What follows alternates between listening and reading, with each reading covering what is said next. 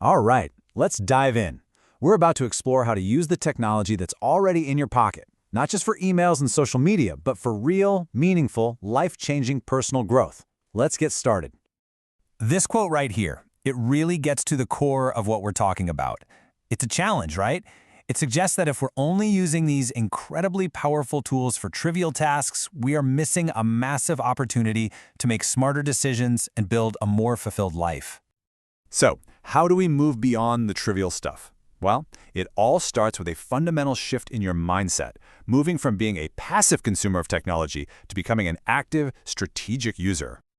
On one side, you have the passive user. You know the feeling, right? Buried under notifications, that endless, mindless scrolling. But on the other side, there's the strategic user. They wield technology like a tool to solve specific problems and to intentionally achieve their goals. That's the mindset we're aiming for. Okay, now for the really exciting part. Let's build out your reimagined toolkit with some specific, genuinely life-changing ways you can use AI that you've probably never even considered before. Think about the last really hard decision you had to make. Quitting a job, making a big move. Advice from friends and family is valuable, for sure. But what if you needed different kinds of perspectives? What if you could assemble a personalized board of directors made up of your heroes? Here's how it works, and it's surprisingly simple. You prompt a tool like ChatGPT to act as your personal board of directors. Then you define the members. Maybe it's a specific entrepreneur you admire, a philosopher, or your favorite author. Then you present your dilemma. The AI then replies in character, giving you unique advice from each of those perspectives in seconds. It's pretty incredible.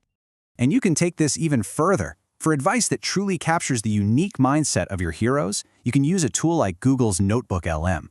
With this, you can actually feed it specific content. We're talking articles, transcripts, even entire books from your chosen advisors.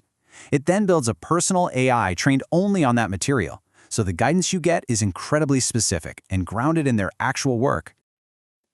Technology isn't just for strategic decisions. It can also be a really powerful tool for emotional processing. When you're facing something tough, like a breakup, you can prompt an AI to act as a therapist. Now, this simple prompt just opens up this space where you can work through your thoughts without any judgment. Look, it's not a replacement for real therapy, but it can be a really valuable first step. Feeling a little unfocused? Losing motivation? You've got to try this technique. Give an AI your goals and ask it to write a story about a day in your dream life, but here's the key, it's from the perspective of your future self who has already achieved it. This creates such a tangible, vivid picture of what you're fighting for. The barrier to actually creating things has been completely shattered. Think about it. Before, if you had a great app idea but you couldn't code, you were pretty much stuck. You had to pitch, you had to beg for funding, you had to wait. Now, with specialized AI tools like Lovable, you just describe your vision. You can bring an idea to life in minutes with absolutely zero coding experience. This can also totally transform your career prep. So next time you have an interview, try this. Upload the real job description to a tool like Google Gemini and ask it to conduct a mock interview. It'll ask you questions specific to that exact role. Then afterwards, you can ask for a direct, honest critique of your answers. It turns interview prep from a guessing game into targeted coaching. So, we've got all these incredible tools, but they're useless if you don't actually use them, right? The crucial next step is consistency. This is where the real work and the real transformation truly happens. The key is to focus on what's called a keystone habit. Think of the keystone in a stone arch. It's that central stone at the top that locks all the others into place.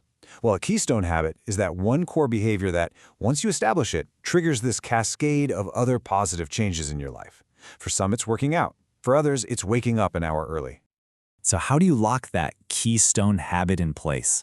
One really powerful method is the Law of 100. The rule is simple. You pick that one habit and you commit to doing it every single day, without fail, for 100 days. This is famously known as the Seinfeld method. Jerry Seinfeld's secret to becoming a great comedian was that he wrote jokes every single day. He would get a big wall calendar and, for every day he wrote, he'd put a big red X over that day. After a few days, you've got a chain. And from then on, your only job is to not break the chain. The motivation to keep that streak alive becomes so powerful. And think of what's happening in your brain like this. Building a new habit is like forging a path through a dense forest. At first, it's really difficult. But each day you repeat that action, that path gets clearer and clearer. After 100 days, it's so well worn, it becomes the easiest route to take. That's neuroplasticity in action. So we have the tools, and we have a method for consistency.